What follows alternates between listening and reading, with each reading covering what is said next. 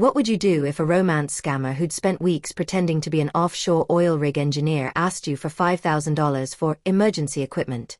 And instead of sending money, you mailed him a box of bricks. My name is Laura Simmons. I'm 52 years old, and 6 months after my 25-year marriage ended with my ex-husband leaving me for someone younger, I almost became another statistic in the romance scam epidemic. I met James Mitchell, a supposedly widowed petroleum engineer working on an offshore rig in the North Sea, through a dating app. For 6 weeks, he was perfect, attentive, romantic, talking about our future together. Then came the emergency. A critical piece of equipment had failed on the rig. He needed $5,000 immediately to replace it, or he'd lose his job and face criminal charges. He gave me a shipping address for the equipment supplier, where I should wire the money. But something about his story didn't add up. So instead of sending $5,000, I bought $8 worth of bricks, packed them in a professional-looking box labeled industrial safety equipment, paid $45 for tracked shipping, and sent it to the address he'd given me. What happened next? His furious reaction when he realized he'd received bricks instead of money, the way his love turned to rage in seconds, and discovering he was part of a West African scam ring targeting divorced women, taught me the most valuable lesson. Sometimes the best way to expose a predator is to play their game better than they do. Thank you for being here. This story will teach you how to recognize the oil rig engineer scam, one of the most common romance fraud tactics, and how one box of bricks can expose a con artist faster than any confrontation. So this is the perfect moment. Hit that like button and subscribe. You guarantee all the next stories without having to search for them. Now, let's begin. My husband of 25 years told me he wanted a divorce on a Tuesday afternoon in March 2024. No warning, no marriage counseling suggestion, just, Laura, I've met someone else. I want to start a new chapter in my life. His someone else was a 34-year-old woman from his office. I was 52, had dedicated 2 decades to raising our children and supporting his career, and was apparently too old to be part of his new chapter. The divorce was quick and brutal. Connecticut is an equitable distribution state, so I got half of everything, but that didn't soften the emotional devastation. Our children, Emily, 23, and Michael, 20, were supportive but busy with their own lives. My friends offered sympathy that eventually felt like pity. I'd gone from being part of a unit, a wife, a mother, part of a couple, to being alone in a house that suddenly felt enormous and empty. By August, 4 months post-divorce, I was functional but lost. I'd returned to work as an administrative coordinator at a medical supply company, the same job I'd left when Emily was born, and had returned to part-time when the kids were older.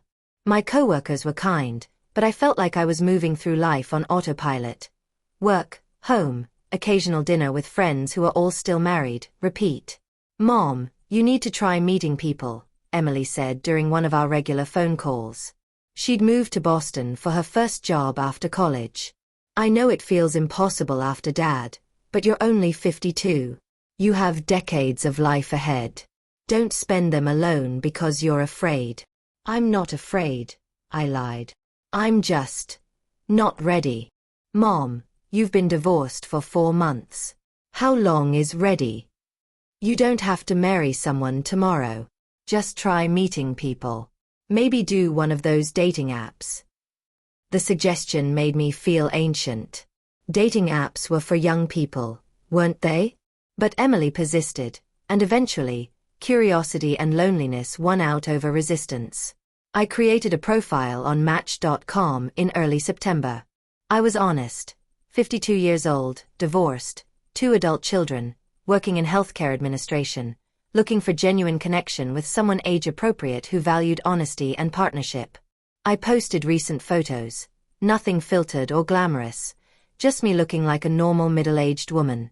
The response was mixed.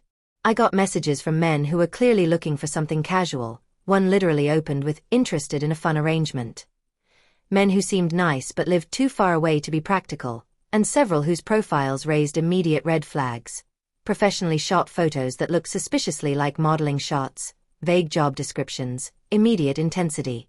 Then in mid-September, I received a message from James Mitchell. His profile showed an attractive man who looked to be in his mid-50s with graying hair and kind eyes. His photos showed him in work gear, hard hat, safety vest, standing on what looked like an industrial platform with ocean visible in the background. His profile was detailed. James Mitchell, 56, petroleum engineer currently on contract assignment, North Sea offshore drilling platform, widowed 3 years, wife died from cancer. One daughter, 19, studying engineering at university in Aberdeen, looking for genuine connection leading to long-term relationship values. Family, honesty, hard work, loyalty. His first message referenced something specific from my profile.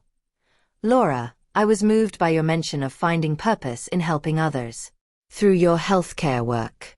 After losing my wife, I threw myself into my career as a way to avoid grief. But now I'm realizing that work can't fill the void that meaningful human connection creates. Your profile suggests you understand that balance between building a life and building a relationship. I'd love to learn more about your journey if you're open to conversation. It was thoughtful, well written, and directly engaged with what I'd shared about myself rather than just commenting on my appearance. I replied cautiously, and over the next few days, we exchanged several messages. James explained he was on a 6-month contract on an offshore drilling platform in the North Sea, working as a safety systems engineer. He'd been widowed 3 years earlier when his wife Catherine died from ovarian cancer after a brutal 2-year battle. His daughter Sophie was now 19, studying petroleum engineering at university in Scotland. Following in his footsteps, he said with obvious pride. The work here is isolating, he wrote in one email. I'm offshore for 28 days at a time, then 14 days onshore. It's good money and it's kept me busy since Catherine died, but the loneliness in those off hours is crushing. Finding someone to talk to who understands what it's like to rebuild life after loss, that's been invaluable. We transitioned to WhatsApp after a week, making communication easier. His messages were consistent. Every morning, a good morning text with a photo supposedly from the rig, sunrise over ocean. Equipment, his breakfast in the mess hall. Throughout the day, brief check-ins. Every evening, longer conversations about our days, our pasts, our hopes for the future. He sent photos of Sophie, a beautiful young woman in various settings, always pulled from different angles and lighting that I now realize should have been suspicious. He talked about his late wife with appropriate sadness but also healthy processing. I'll always love Catherine. She was my best friend for 30 years. But I also know she'd want me to find happiness again, not spend the rest of my life alone mourning her. Everything about James seemed genuine, appropriate, and exactly what I needed. Someone who understood loss, who valued family and commitment, who was building toward a real relationship rather than just looking for casual company. By early October, 6 weeks after our first message, I was emotionally invested. We'd talked every day for weeks. He'd shared vulnerable moments about his grief, his relationship with his daughter, his hopes for the future. I'd shared my own pain about the divorce, my fears about aging alone, my desire to find genuine partnership again. James talked about his contract ending in December. Laura, I can't wait to finally meet you in person. These weeks talking to you have been the bright spot in an otherwise isolated existence. When I'm back on shore for good in December, I want to fly to Connecticut and take you to dinner. I want to see if this connection we've built translates to real life. Because from everything I know about you, I think it will. I believed him. Why wouldn't I? Everything added up. His job, his story, his consistency. He video called occasionally, though the connection was always poor, which he explained was normal for offshore satellite internet. I'd seen him, heard his voice, watched him move around what looked like industrial quarters. What I didn't know yet was that every single thing about James Mitchell was a carefully constructed lie, and I was about to receive the request that would reveal everything. The shift happened in mid-October, about 7 weeks into our daily communication. James's messages started including more stress about work, equipment failures, demanding supervisors, safety concerns. He'd always mentioned his job was challenging, but now there was an edge of worry that hadn't been there before. Laura, I need to tell you about something that's happening here, he messaged one evening.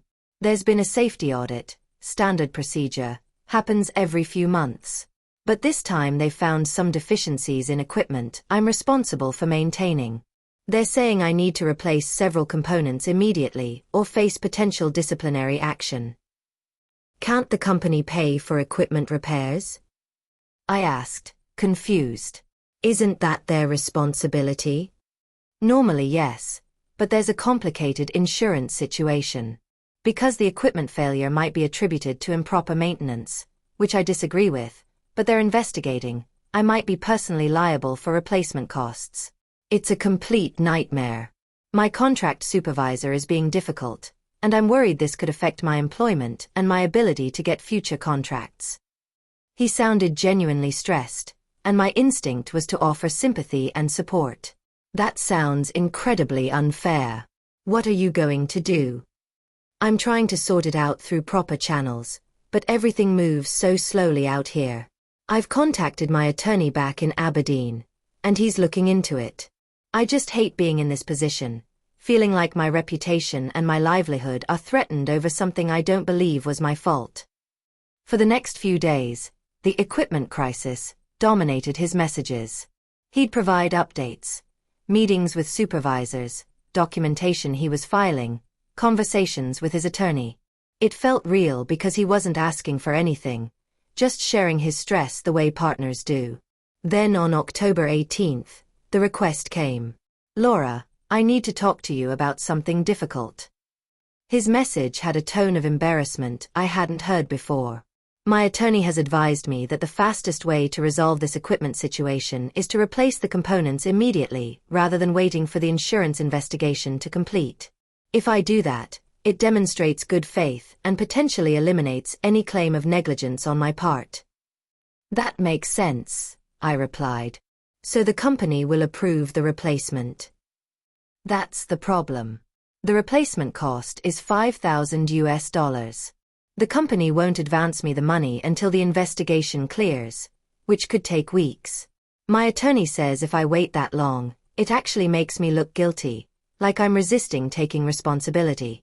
But if I replace it immediately, it shows I prioritize safety over money, and it likely makes the whole issue disappear. I felt the first twinge of unease. James, $5,000 is a lot of money. Can you get a loan? I've tried. But being offshore, I don't have access to my regular bank branches to process applications quickly. I tried doing it online, but they need in-person verification that I can't do from here. Laura, I wouldn't ask this if I had any other option, but could you possibly help me? I would pay you back immediately when I'm on shore and have bank access. Within 2 weeks, maximum. There it was. The ask. The moment I'd been building toward without realizing it. 7 weeks of daily communication, emotional investment, talking about our future, all leading to this request for $5,000. James, I didn't know how to respond. Part of me wanted to help. He'd been supportive during my divorce discussions, he'd shared his own vulnerabilities, he'd made me feel valued. Part of me heard alarm bells. I know this is a huge ask, he continued quickly. I'm mortified to even bring it up. But you're the only person I trust enough to be vulnerable with about this. My daughter is in university. I can't burden her with this. My late wife's family doesn't understand my work. You're the only person who really knows me right now. I promise I'll repay you the moment I can. I'll even add interest for your trouble. So I decided to check his background online. I told James the first needed to think about it overnight, then immediately started searching. I Googled offshore oil rig engineer scam and found hundreds of results. Pages and pages describing exactly the scenario I was experiencing. Suppose petroleum engineer working offshore, widowed or divorced, builds emotional connection, then has financial emergency requiring immediate money transfer. I read story after story from women who'd lost thousands, sometimes tens of thousands, to variations of this same scam. The details varied, but the pattern was identical. Isolation plus profession requiring offshore work plus tragic backstory plus rushed emotional connection plus financial crisis equals romance scam. I searched for James Mitchell Petroleum Engineer North Sea, and found nothing. No LinkedIn profile, no company listings, no professional association memberships. For someone who claimed to have worked in the industry for 30+ years, his digital footprint was non-existent. I reverse image searched his photos. Most came up empty, which actually made sense if they were stolen from private social media accounts.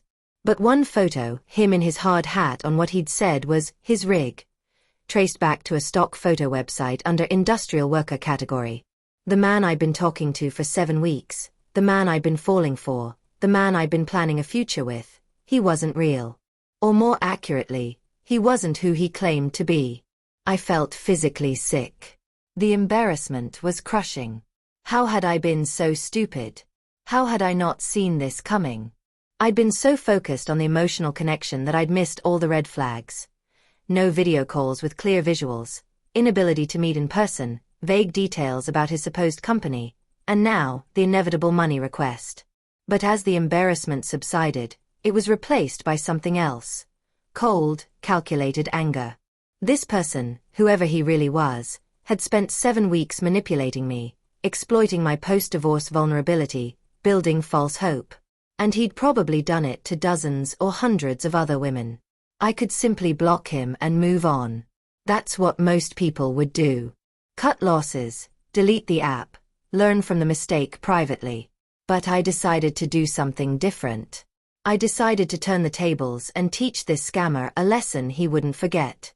I spent that night researching not just romance scams in general, but specifically the oil rig engineer variation. It's one of the most common scam personas because it perfectly explains away every suspicious element. Can't meet in person? He's offshore on a rig for weeks at a time. Poor video call quality. Limited satellite internet bandwidth. Can't access his bank accounts. Offshore locations have restricted financial access. Needs money urgently.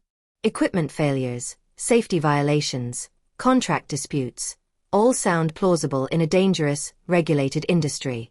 I found forums where scam victims shared their stories and warnings. Many had lost life savings. $50, $000, $80,000, even over $100,000 in some cases, to these operations. The scammers were patient, sometimes communicating for months before making financial requests, building such deep emotional bonds that victims would drain retirement accounts, take out loans, even steal from employers to send money. Reading these stories, I felt a mix of relief, I hadn't sent money yet, and rage. This was a systematic, predatory operation targeting vulnerable people. I also found something else.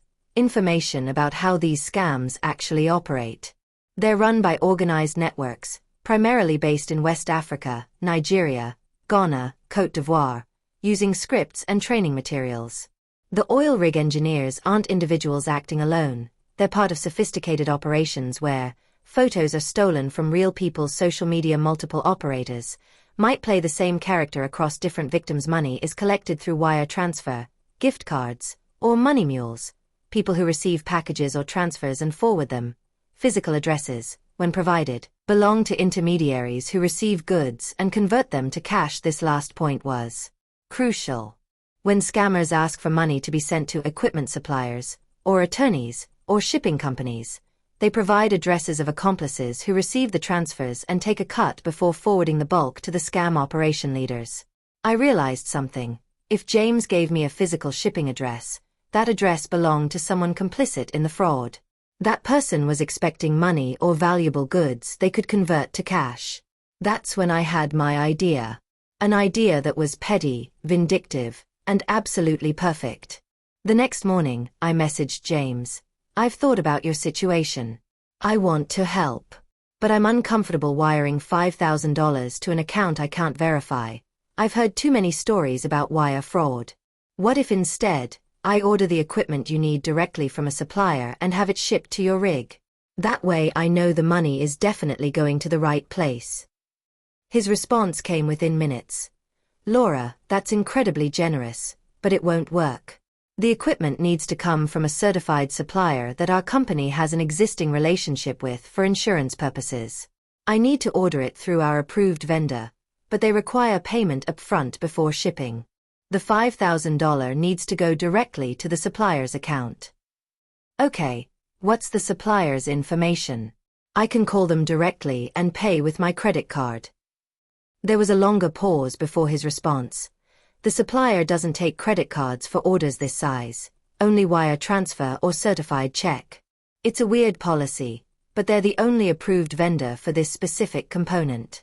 Laura, I know you're being cautious, and I appreciate that. But time is really critical here. Every day I delay makes the safety investigation worse. Can you trust me on this? I'll give you the wire transfer information for the supplier. I knew what that supplier actually was. A money mule or a fake business account that would collect the $5,000 and make it disappear. But I played along. James, I'm sorry, but I really can't wire $5,000 to an account I can't verify. I hope you understand. Can I help in some other way? His tone shifted noticeably. Laura, I'm honestly hurt. I've spent weeks opening up to you, being vulnerable about my grief, my life, my hopes for our future. Now when I'm in a genuinely desperate situation, you're treating me like I'm trying to scam you. I thought we had trust between us. I thought we were building something real. Classic manipulation, turning reasonable caution into a relationship betrayal, making me feel guilty for protecting myself. James, it's not about trust. It's about being smart with money. If this is real, you'll understand why I need to be careful. If you give me the supplier's phone number, I'll call them myself and pay directly. They don't take phone orders for security reasons. Everything has to go through online portal or wire transfer. Laura, either you trust me or you don't. I've never asked you for anything until now, when I'm truly desperate. If you can't help me, just say so. I'll figure something else out. His message had an edge of anger now. I let him stew for a few hours, then sent, James, I want to help. Let me see what I can do. Can you tell me exactly what equipment you need? Make, model, specifications? Maybe I can source it differently. He sent a vague description. Industrial pressure valve assembly, certified for offshore petroleum use. Model HPV, 2000 series. I googled it. No such model existed. There were pressure valves for industrial use, but nothing matching his specific description. More confirmation this was complete fiction. Okay, I found a supplier that has similar equipment. What address should I ship it to? Your rig. A mainland receiving port. Ship it to our equipment coordinator. He receives all offshore shipments and consolidates them for the supply vessel runs. Here's his address. He provided an address in Houston, Texas, a residential street address, not a business. Perfect. I had what I needed. I told James, okay, I'm placing the order today. You should receive tracking information tomorrow. The supplier said it'll take 5 to 7 business days for delivery. Laura, thank you so much. You're saving my career, possibly my life. I'll never forget this. I promise I'll make this up to you when I'm back on shore. Now came the fun part. I went to Home Depot and bought 10 standard bricks, the kind used for garden edging or construction. Total cost, $8.47. I went to UPS and got a sturdy shipping box, bubble wrap, and packing materials. I carefully arranged the bricks in the box, wrapped them to prevent shifting, and sealed it professionally. I printed a shipping label with industrial safety equipment, handle with care, prominently displayed. I paid $44.50 for tracked shipping with signature confirmation to the Houston address James had provided. Before sealing the box, I included a note, printed on plain paper. To whoever is receiving this, you're participating in a romance scam operation. The person who sent you here is targeting vulnerable women with fake stories about being an offshore engineer. I hope these bricks are as useful to you as fake love stories are to your victims. Consider a career change. I sent James the tracking number with a message. Equipment shipped. You should have it by next week. So glad I could help. Can't wait until you're back on shore and we can finally meet. His response was enthusiastic. "Laura, you're amazing. I can't thank you enough. This means everything to me." I sat back and waited to see what would happen when that box of bricks was delivered to whoever was expecting $5,000 worth of valuables they could convert to cash. Thank you for staying with this story. If you're learning how to outsmart scammers instead of just being their victims, hit that subscribe button now. You won't want to miss what happens when the brick box arrives. Back to the story. Over the next 5 days, I continued my normal communication with James while tracking the brick package's journey from Connecticut to Houston. I played the role of supportive girlfriend, asking how the equipment investigation was going, expressing sympathy for his stress, talking about our plans for when he'd be back on shore in December. James played his role too, still sending good morning messages, photos supposedly from the rig, updates about his day. He'd occasionally mention the equipment. "I can't wait until that pressure valve arrives. It'll be such a relief to have this situation resolved. You've been my lifesaver, Laura." But I noticed subtle changes. Now that he'd gotten what he thought was $5,000 worth of cooperation, his messages were slightly less frequent, slightly less emotionally intense. The urgency of our connection had diminished just a bit. I realized I wasn't the only victim he was managing.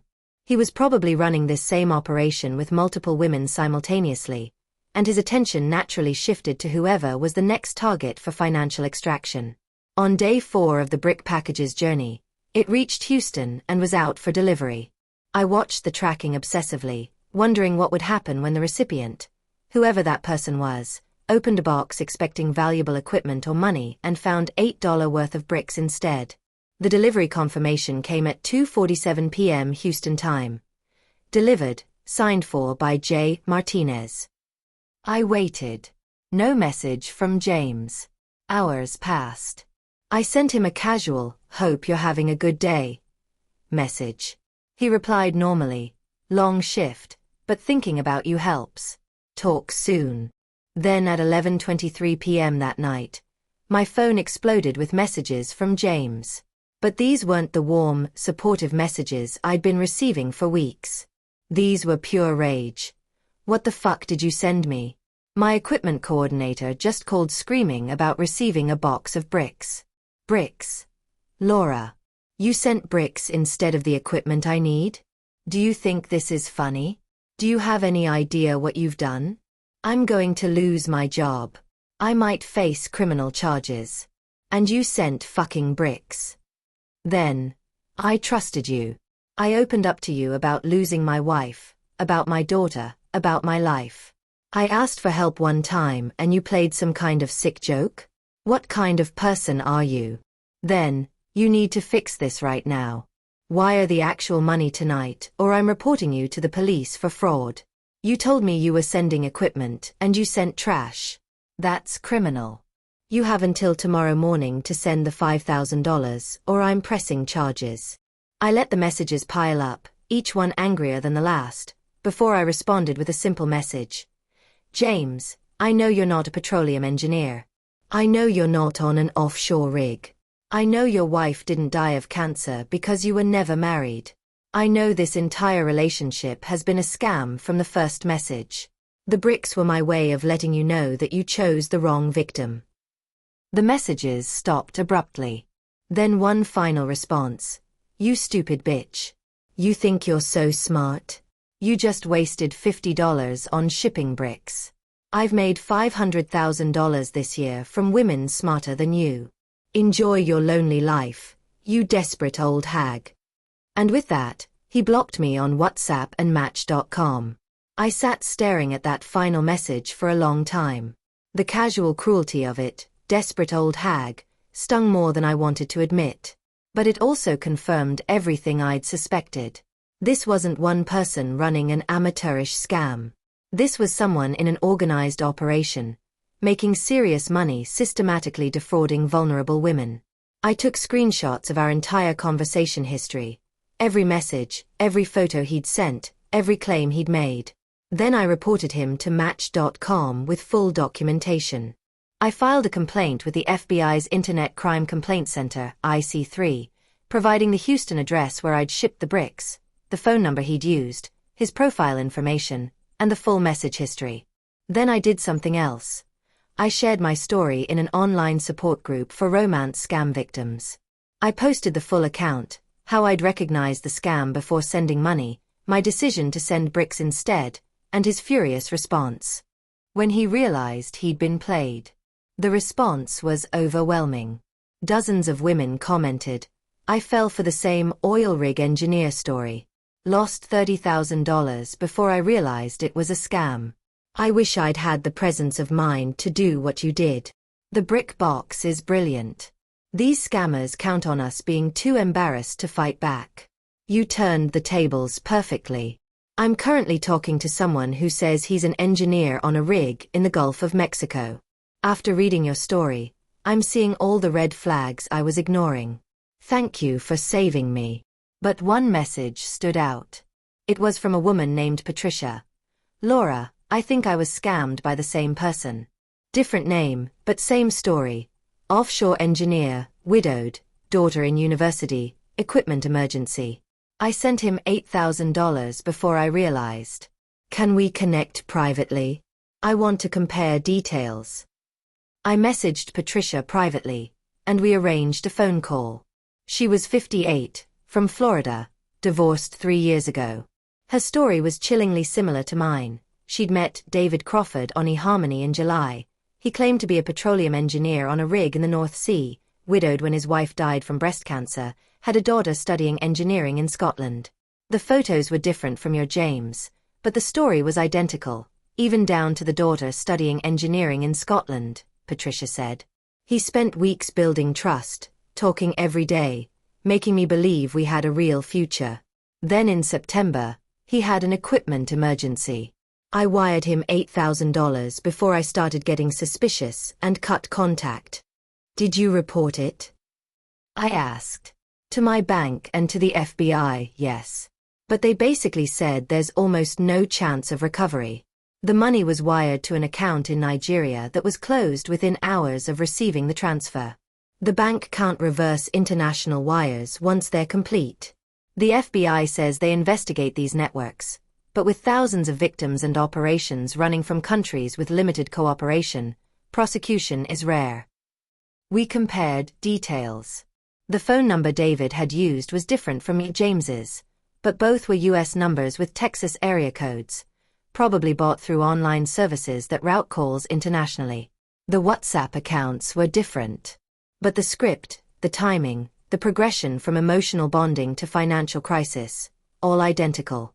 "Laura, I think we were both targeted by the same scam operation. They use different personas but the same basic script. Your James and my David were probably handled by different operators in the same network." She sent me the address where she'd wired money. I compared it to the Houston address where I'd shipped the bricks. Different locations, but both in Houston, likely different money mules working for the same operation. "Patricia, I want to do more than just report this to authorities and hope something happens. These people are systematically destroying lives. We need to expose them more publicly. What are you thinking?" I want to document this entire experience and share it as widely as possible. Not just in victim support forums, but publicly. YouTube, TikTok, social media. Make it so visible that other women recognize the pattern before they fall for it. And I want to identify as many victims as possible to show this isn't isolated incidents. It's an organized criminal enterprise. Patricia was immediately on board. "I'll help. I've been too embarrassed to share my story publicly, but reading about your brick box made me realize we shouldn't be embarrassed. They should. We need to stop protecting these criminals by staying silent." Over the next 2 weeks, Patricia and I created a spreadsheet of details from our experiences. We posted in multiple scam victim forums asking if anyone had been targeted by offshore oil rig engineers in 2024. The response was staggering. 27 women came forward with stories nearly identical to ours. 23 had sent money, ranging from $2,000 to $67,000. 4 had recognized the scam before sending money. Total documented losses from just this group: over $340,000. The profiles used different names, slightly different photos, minor variations in backstories. But the core script was identical. Offshore petroleum engineer, working North Sea or Gulf of Mexico, widowed or divorced, one child, usually daughter, in university, building emotional connection for 4 to 8 weeks, then equipment emergency or contract issue requiring $3,000 to $10,000 immediately. We compiled all the phone numbers, WhatsApp accounts, email addresses, and wire transfer locations used across the 27 cases. There was clear evidence of coordination. Multiple victims had wired money to the same accounts, several had been given the same Houston addresses. Phone numbers followed patterns suggesting they were purchased in batches. I took all this information and created a comprehensive report that I submitted to FBI Internet Crime Complaint Center, Federal Trade Commission, Texas Attorney General. Since many money mule addresses were in Houston, Interpol's Cybercrime Division, the Anti-Phishing Working Group, then I did something that felt more immediately impactful. I created a YouTube video titled, "I Sent an Oil Rig Romance Scammer a Box of Bricks." In it, I told my full story, from the first message to the brick box delivery to his furious response. I showed screenshots of our conversations, with identifying information redacted, explained how to recognize the scam pattern, and urged viewers to share the video with anyone using dating apps. The video went viral. Within 3 days, 200,000 views. Within a week, 1.2 million views. The comment section filled with stories. My mom was talking to an oil rig engineer last month. I showed her this video and she immediately recognized the exact script. You saved her from losing her retirement savings. I work in offshore petroleum engineering. These scammers give our profession a bad name. Thank you for exposing this. I fell for this exact scam 2 years ago. Lost $15,000. Seeing you turn it around with the brick box made me cry. I wish I'd been that smart. But the most impactful comment came from a Houston-based investigator. I'm a private investigator specializing in fraud. I recognize several of the addresses you mentioned in your video. I've been tracking this network for 6 months. Can we talk? His name was Marcus Rivera, and he'd been hired by a previous victim's family to investigate after she'd lost over $100,000 to what turned out to be the same scam operation. He had information that would blow this case wide open. Marcus Rivera and I met via video call, and he shared information that connected dots I hadn't even known existed. He'd been investigating the oil rig engineer scam network for 8 months, hired by the daughter of a 64-year-old widow who'd lost $127,000 before her family intervened. The operation is based primarily in Lagos, Nigeria, Marcus explained, showing me a detailed organizational chart he'd built. But they have money mules and facilitators in the US, mostly in Houston and Atlanta, who receive wire transfers and packages, take a cut, and forward the bulk to Nigeria through cryptocurrency exchanges and informal money transfer networks. He pointed to several addresses on his chart that matched the ones from our victim group.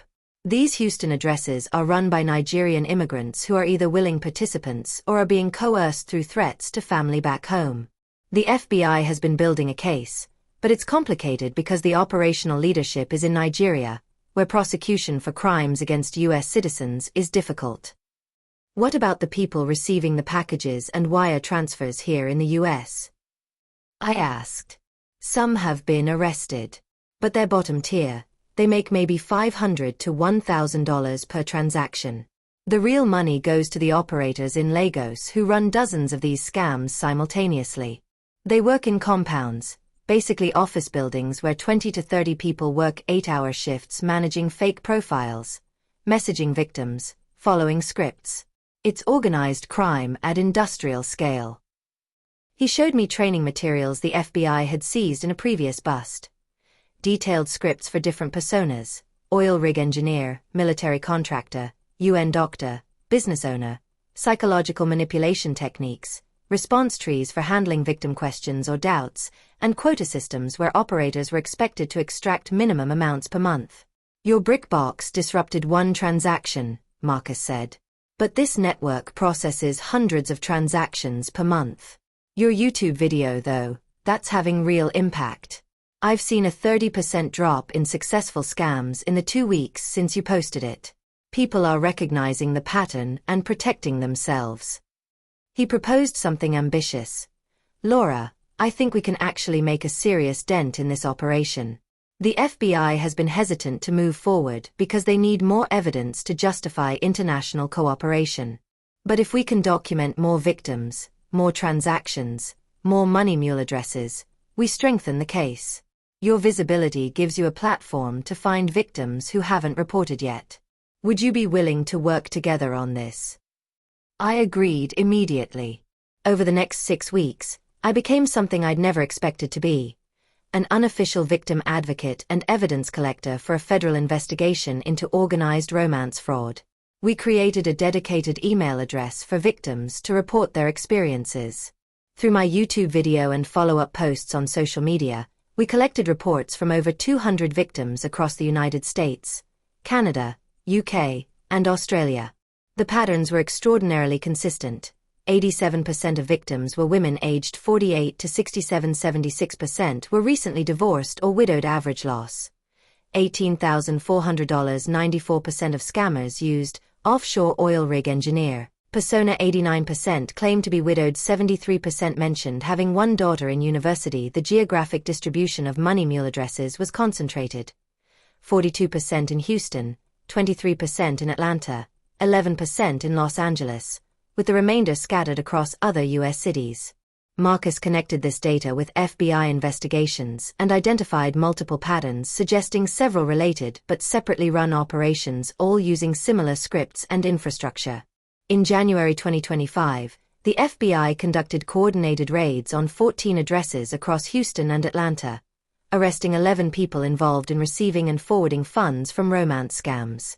The raids generated enough evidence to charge 2 individuals in Lagos with wire fraud conspiracy, triggering an Interpol investigation and cooperation with Nigerian law enforcement.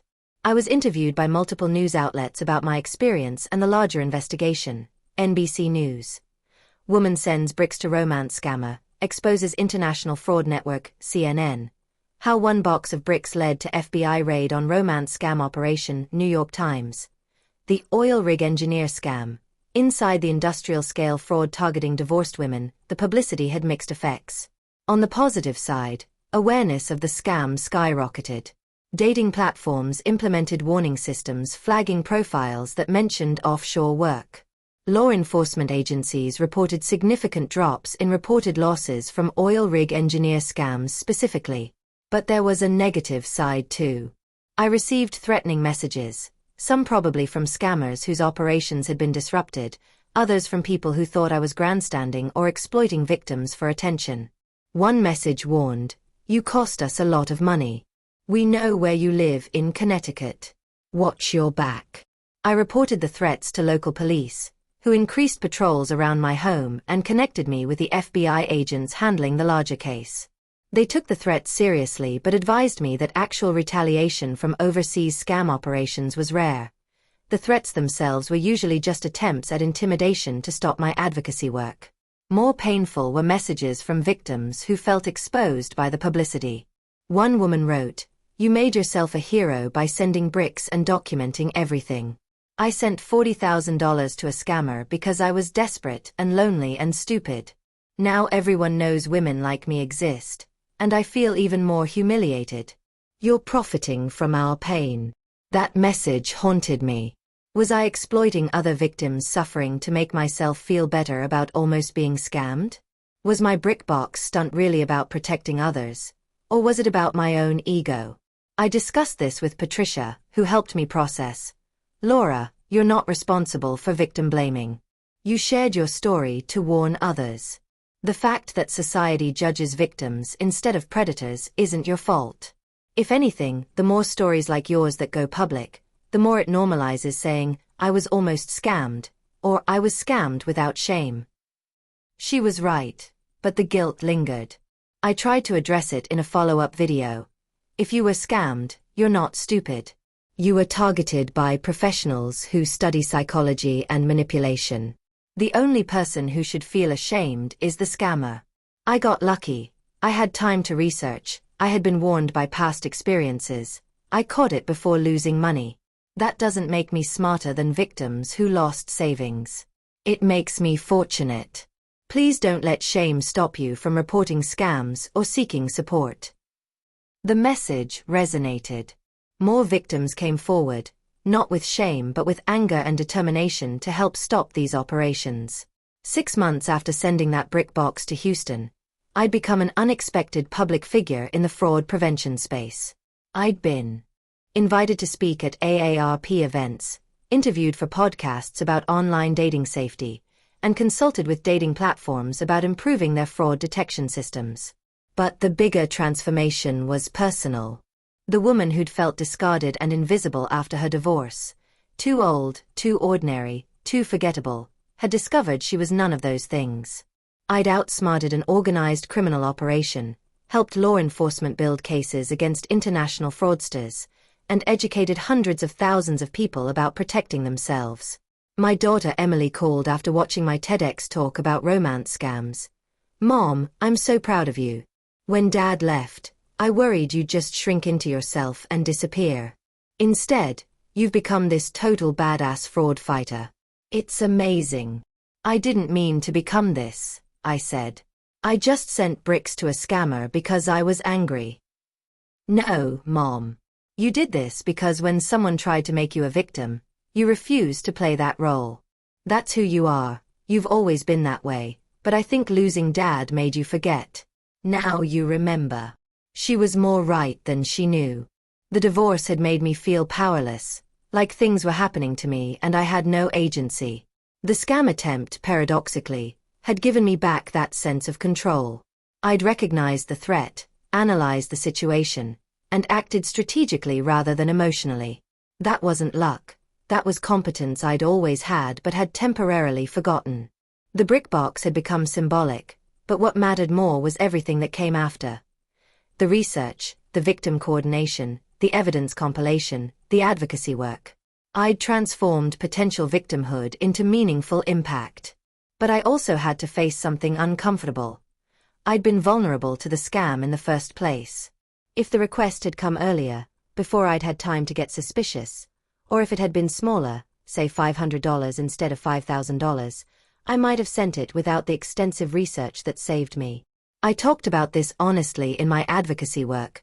I'm not immune to manipulation. I was lonely, hurt, wanting connection.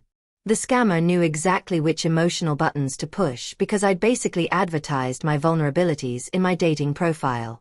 The only thing that saved me was timing. The request came just late enough that I'd started to notice inconsistencies, and access to information about scam patterns. Without either of those factors, I'd be another victim statistics. That honesty seemed to help other victims feel less ashamed. One woman wrote, "Thank you for saying you were vulnerable too. Everyone treats scam victims like we're idiots who deserve what happened. Hearing that you almost fell for it makes me feel less alone in my mistake." I also had to reckon with my own attitudes about age and dating. The scammer's final insult, "desperate old hag," had hurt because part of me believed it. I'd internalized my ex-husband's implicit message that at 52, I was past my prime, less desirable, lucky to get attention from anyone. Therapy helped me untangle that. "Laura, you weren't desperate. You were normal. Wanting companionship after divorce is healthy. You weren't seeking attention from anyone. You were thoughtfully trying to meet someone appropriate. The scammer chose you because you're exactly the kind of woman who should be dating. Emotionally mature, financially stable, capable of partnership. Those are positives, not desperations." By summer 2025, 9 months after the brick incident, I'd mostly stepped back from active fraud investigation work. I'd done what I could, helped the FBI, raised awareness, connected victims. Now I wanted to return to my actual life. I was still single, but I'd reframed what that meant. Single wasn't failed marriage, or couldn't find anyone. Single was choosing to be selective, building a full life, open to connection but not desperate for it. I did eventually try dating again, but much more carefully. I met someone through a friend's introduction. David, a 57-year-old accountant who'd been widowed 4 years earlier. We took it slowly, coffee dates, group activities with mutual friends, video calls where I could see his full environment, meeting each other's children early. I verified everything, not because I didn't trust him, but because verification was now part of my healthy dating practice. You Google me? David asked after our third date, more amused than offended. Thoroughly. Found your LinkedIn, your company bio, your late wife's obituary. I'm so sorry for your loss. And your daughter's Facebook where she posted about you last Father's Day. All consistent with what you've told me. That's actually kind of hot, he laughed. You're doing your due diligence. Smart. A man who wasn't threatened by verification was a man worth dating. David and I are still together as of late 2025, taking it slow, building something real. No offshore oil rigs, no equipment emergencies, no wire transfers. Just two middle-aged people being honest about their pasts and careful about their futures. In October 2025, exactly 1 year after I'd sent that brick box to Houston, I received an unexpected email. The sender was listed as Chioma Okafor, with a Nigerian email address. My first instinct was to delete it as potential scam retaliation, but something made me open it. Ms. Simmons, my name is Chioma. I was one of the people arrested in the FBI raids in Houston in January. I have been in federal custody for 9 months, awaiting trial. I am writing to you because I want you to understand something about the people you are fighting against. I came to America from Nigeria in 2019 on a student visa to study computer science at University of Houston. My family saved for years to send me. When COVID happened, I lost my campus job and couldn't afford rent. I was about to be evicted when a man from my Nigerian community offered me work, receive packages and wire transfers, take 10%, forward the rest. He said it was import-export business. I needed money desperately, so I agreed. I did not know until months later that the packages and money were from romance scams. By then, I was trapped.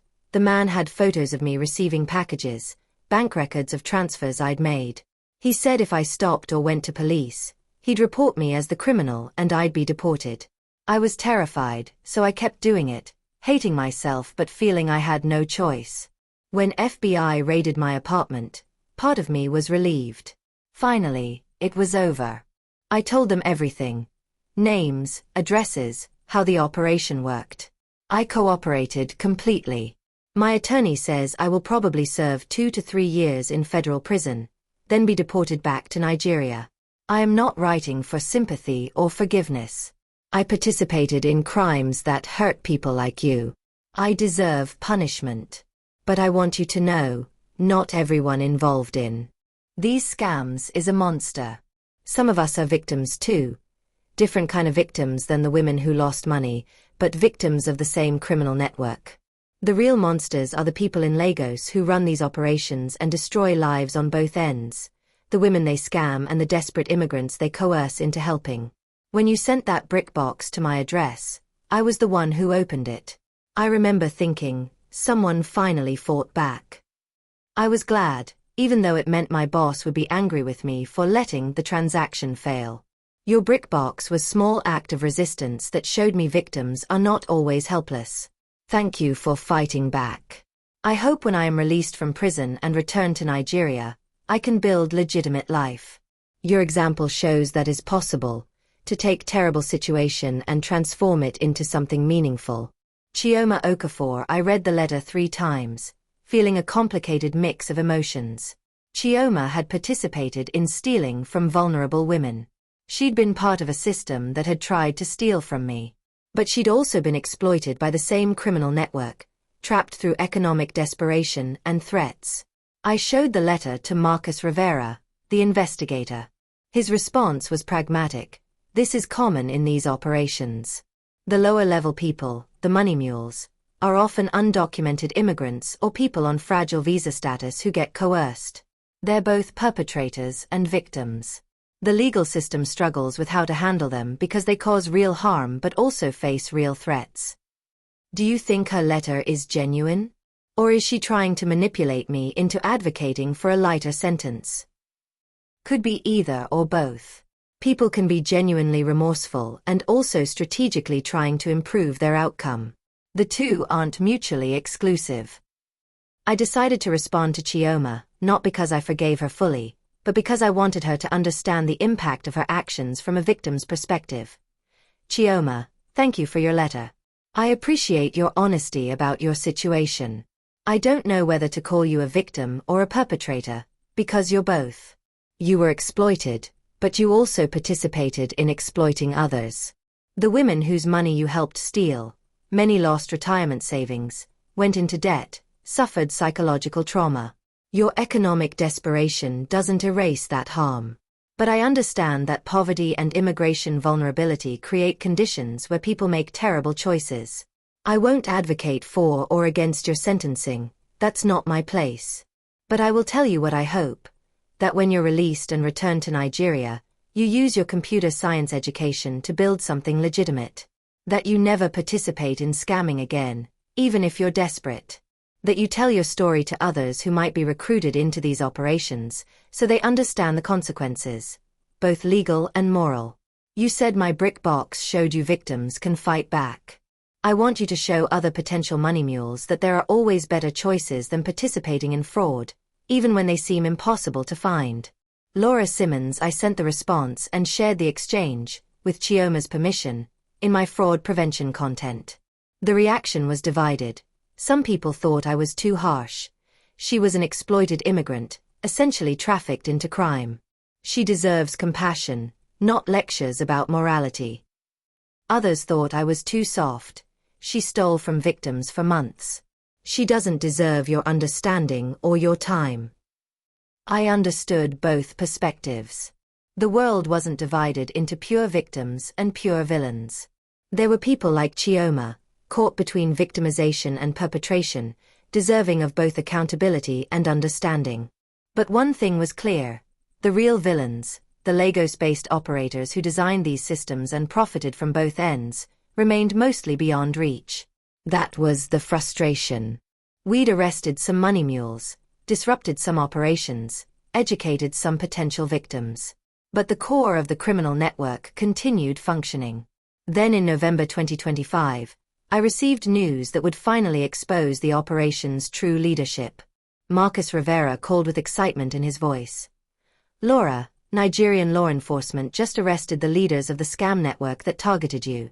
3 men, they're calling them the Romance Factory operators, who ran a compound in Lagos coordinating over 50 active scammers targeting victims in US, UK, Canada, and Australia. And here's the thing, your brickbox story was part of what got them. How? When your YouTube video went viral and you started coordinating victim reports, it gave FBI enough evidence to push for Interpol involvement. Interpol worked with Nigerian EFCC, their Economic and Financial Crimes Commission, to build a case. Last week, they raided a compound in Lagos and found everything. Scripts, stolen photos, victim databases, financial records showing over $3 million in proceeds from romance scams over the past 2 years. He sent me photos from the raid. A large open office space with rows of desks, each with a computer. Whiteboards showing monthly targets for different operators. Training materials teaching psychological manipulation techniques. And most disturbing, binders organized by victim name, containing detailed profiles, our backgrounds, psychological vulnerabilities, financial situations, optimal manipulation approaches. There's a binder with your name on it, Marcus said quietly. I felt sick. Can I see it? He sent photos of my profile. It was chillingly thorough. Target, Laura Simmons, 52, Connecticut status, recently divorced, financially stable, emotionally vulnerable psychological profile. Need for validation after abandonment, maternal instincts, wants to help/nurture, risk-averse with finances, require sustained trust building, assigned persona. James Mitchell, petroleum engineer, widowed projected extraction, $15,000 to $25,000 over 3 to 4 months status update. Target sent non-monetary package, bricks, relationship. Terminated, target identified as scam aware. Do not recontact. I'd been reduced to a psychological profile and a dollar amount.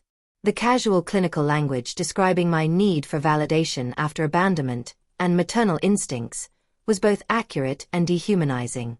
They'd studied me like a lab specimen, identified my weaknesses, and assigned someone to exploit them systematically. But there was something else in the files. Profiles for dozens of other women. Women who'd been successfully scammed. I saw Patricia's name, the Florida woman I'd connected with. I saw names of women from our victim support group. And I saw many names I didn't recognize, women who'd lost money but never reported it, suffering in silence. Each profile had a total extracted amount. The sums were devastating. $47,000, $63,000, $89,000, $124,000. One woman had lost $267,000 over 18 months to an elaborate variation where the scammer had convinced her they were business partners in an oil investment opportunity. These 3 men arrested, they made millions over years of operation, Marcus explained. But here's the frustrating part. They'll be prosecuted in Nigeria, not extradited to the US. Nigerian sentences for fraud are typically 5 to 7 years, and enforcement is inconsistent.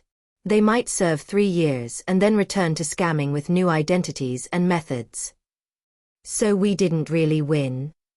We disrupted this specific operation. We rescued victims who are currently being scammed.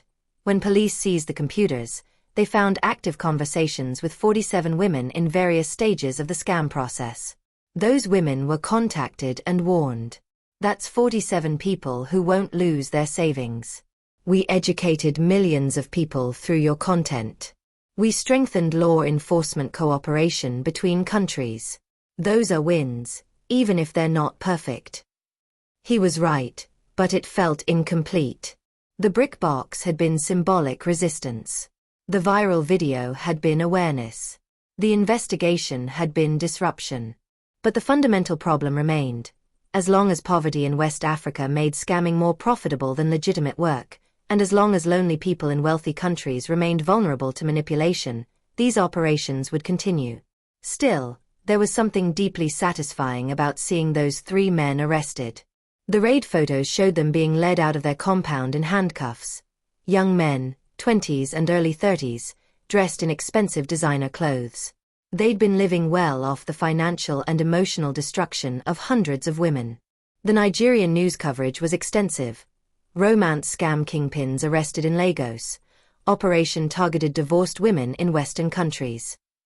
The 3 men were identified as Chukwudi Obi, 31, Emeka Nwosu, 28, and Tunde Adeyemi, 34. They'd been running the operation for 5 years, evolving from small-scale individual scams to an industrial-level business with employees, quotas, and sophisticated infrastructure. In interviews, Nigerian EFCC officials explained the scope. This was not 3 individuals acting alone. This was a criminal enterprise employing over 50 people. Operators who communicated with victims, money mules who received funds, technical staff who maintained stolen photo databases and victim profiles, even coaches who trained new operators on manipulation techniques. It was organized like a legitimate business, except the product was fraud. The seized financial records show the operation's profitability, $3.2 million in documented proceeds over 2 years, with operators receiving salaries of $500 to $1,500 monthly, substantial income in Nigeria's economy. Money mules taking 10 to 20% cuts, and the 3 leaders keeping the bulk, an estimated $2 million split among them. But what struck me most was a video interview with one of the arrested operators. A 24-year-old named Femi who'd been working at the compound for 8 months. When asked if he felt guilty about deceiving women, his response was chilling in its matter-of-fact tone. These women are in America, UK, Canada. They have so much money they can send thousands of dollars to strangers. In Nigeria, that same money could feed a family for years. I don't feel guilty. I feel like I'm redistributing wealth from people who have too much to people who have too little. If these women are foolish enough to send money to men they've never met, that's their problem, not mine. That quote went viral, generating fury from victim advocates and uncomfortable conversations about global inequality, the ethics of fraud, and whether desperate poverty justified preying on emotional vulnerability. I was asked to respond in multiple media interviews. My answer: Poverty doesn't justify fraud any more than loneliness justifies naivety. Yes, there's massive global wealth inequality. Yes, it's unjust. But stealing from divorced women trying to rebuild their lives after abandonment isn't wealth redistribution. It's exploitation. If Femi wants to address inequality, there are countless legitimate ways to do it. Instead, he chose to study vulnerable women's psychological weaknesses and exploit them systematically. That's not poverty forcing his hand. That's moral choice. The arrests generated a surge of attention to romance scam prevention. Dating platforms announced enhanced verification systems. AARP launched a campaign specifically targeting the offshore worker scam persona. The FBI released updated guidance about recognizing and reporting romance fraud. And I received hundreds of messages from women who'd been in active communication with oil rig engineers, or military contractors, or doctors in war zones, who recognized the pattern and cut contact before losing money. I was 3 days away from wiring $7,000 to a man who said he was on an oil rig in Nigeria, one woman wrote. Then I saw the news coverage about the Lagos arrests and recognized the exact script. You saved me $7,000 and probably my entire retirement savings, because I would have kept sending money. Thank you. Those messages mattered more than the arrests, more than the media coverage. Each one represented someone who'd escaped victimization because information had reached them at the right moment. But there was one more piece of the story that needed closure. In December 2025, 14 months after I'd sent that brick box, I gave my final interview about the case to a documentary filmmaker who'd been following the story. She asked what I wanted people to take away from everything that had happened. I want people to understand 3 things, I said. First, you're not stupid if you fall for a romance scam. These are organized operations using sophisticated psychological manipulation. The only difference between victims who lose money and victims who don't is timing, access to information, and sometimes just luck. I got lucky. My scammer's request came just late enough that I'd started getting suspicious. If it had come 2 weeks earlier, I might have sent the money without question. Second, resistance matters, even when it seems small. My brick box didn't shut down the whole operation, but it disrupted one transaction. It inspired other potential victims to be cautious, and it became part of a larger investigation that did eventually lead to arrests. Small acts of resistance create ripples. Third, recovery from being targeted isn't just about getting your money back, it's about getting your power back. Whether you lost money or not, being targeted by a scammer makes you feel stupid, embarrassed, violated. But you're not stupid. You were kind, trusting, hopeful, all good qualities that someone decided to weaponize against you. Don't let them steal those qualities. Stay kind, but add verification. Stay trusting, but add caution. Stay hopeful, but add awareness. The documentary, titled The Brick Box: Fighting Back Against Romance Scams, was released on Netflix in February 2026. It featured my story alongside interviews with other victims, testimony from Chioma, the money mule, analysis from FBI agents and fraud experts, and even footage from the Lagos raid. The impact was immediate. Romance scam reports to IC3 increased by 40% in the month after release, not because scams increased, but because more victims were willing to report after seeing the documentary normalize their experiences.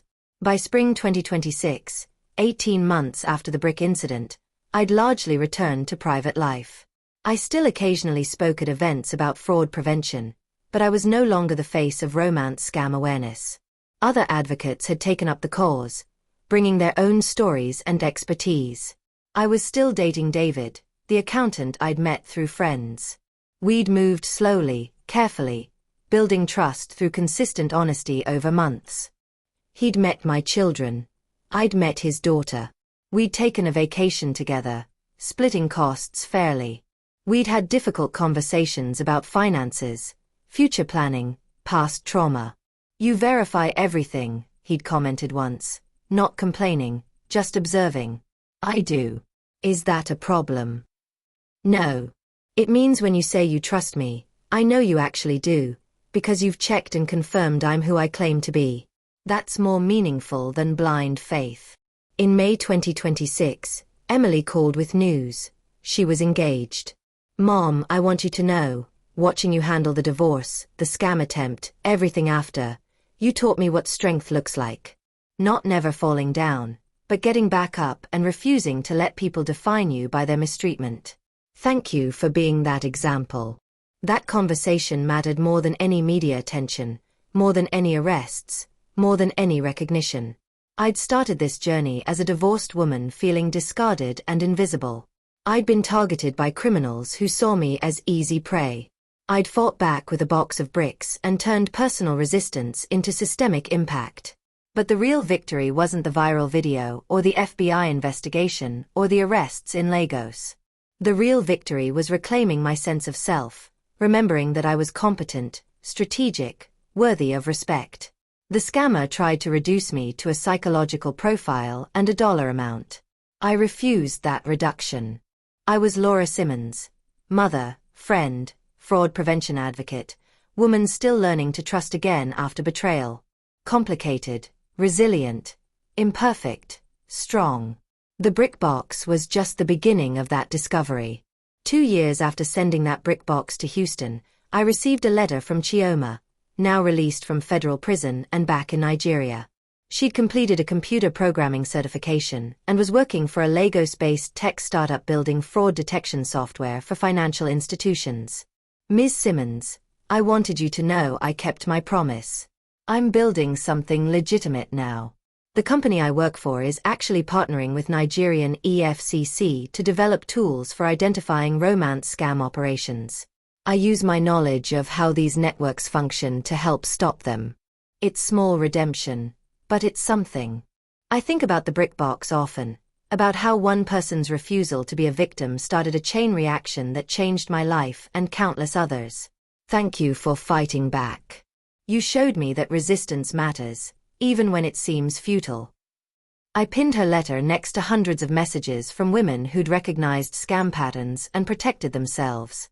Small acts of resistance, creating ripples that reached further than I'd ever imagined. If someone you've never met in person claims to be an offshore oil rig engineer, military contractor, or international worker and asks for money, do this immediately.